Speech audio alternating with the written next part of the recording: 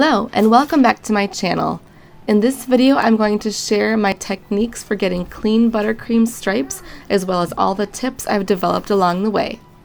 We'll start by assembling and stacking and applying our crumb coat just like normal. If you'd like to see a more in-depth tutorial on how to stack, frost, and crumb coat smooth buttercream cakes, I'll link that in the description.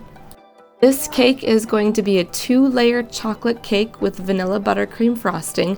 Both recipes you can find on my website at customcakesandcupcakes.com. I also have a video highlighting which cake tools I find the most reliable and useful. Here I'm using my offset spatula to spread the buttercream, then I'll use my scraper to smooth it out, as well as my angled offset spatula to level the top. I do all of this on top of my turntable. I'll link that video as well as where to find all of these products in my description as well.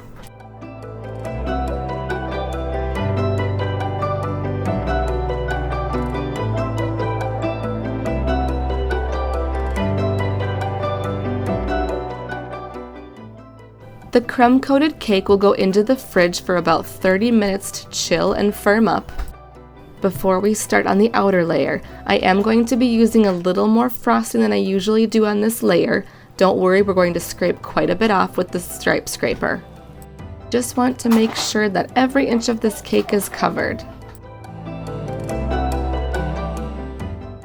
For this cake, I'll be using the Bengal Stripe Comb by Esther Cakes. Oftentimes, stripe combs that you find have two different sides, different patterns or different size stripes. I'm using the smaller side. Want to press the stripe comb against the soft buttercream, holding it straight up and down, flush against the cake and the board. Be patient, it might take a few passes. Make sure you're lining it up the same way with each pass. If you find any holes or gaps, feel free to just add in some more buttercream with your spatula and then make one more pass with your stripe scraper. Level the top just like we would with the regular crumb coat or frosting a cake just like usual with the offset spatula, or I like to use an angled offset spatula. Draw the buttercream in toward the center and then you can pull it away. Once you're happy with your stripes, this cake goes into the fridge before the next step for another 30 minutes, or you can freeze it too. Fill a piping bag with the color you're going to make your other stripes, or multiple piping bags if you're doing multiple colors, and cut the tip off so it fits within the stripe comb as you can see here. Once this cake is cold and very firm to the touch, you can pipe inside the stripes where the stripe comb removed the buttercream, as you can see here. This definitely doesn't need to be perfect as we are going to smooth it out, but it does help to try and cut the tip as close to that height as you can.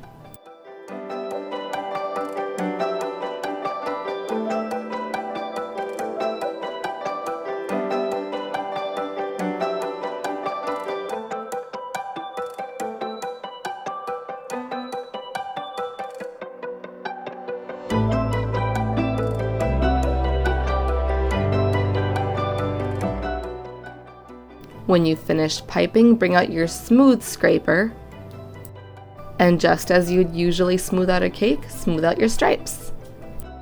This is also where you'll need to be really patient. It can take many passes to get the stripes clean. Just keep cleaning your scraper in between passes and wiping it dry before you use it again. I will note, typically when I frost any other cake, I like to heat up my scraper. With stripes, I like to keep it room temperature. A hot scraper can melt your stripes, causing them to widen and blend into each other. You may run into some gaps where the stripes weren't totally filled in. Just pipe right over those. Take your scraper and the buttercream should fill into the cracks.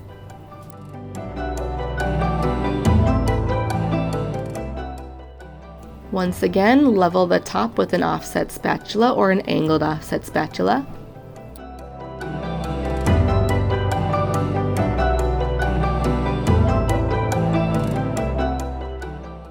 And we'll put this cake back into the fridge before we decorate it further.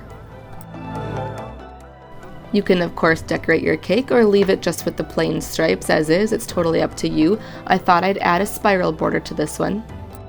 I'm using a tip 6B, but any star tip will work.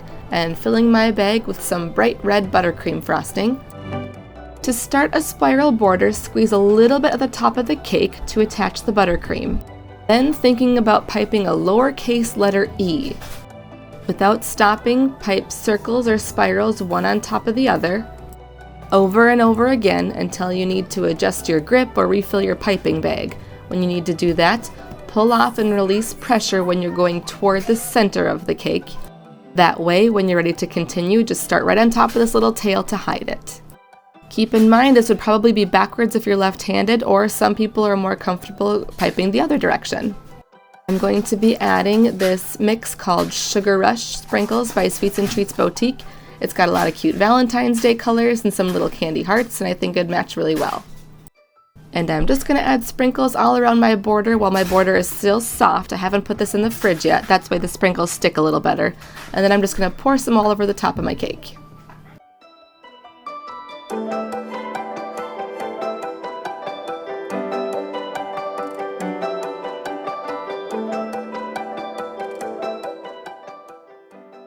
I added a little fondant mailbox I made, and I'll show that in the next video.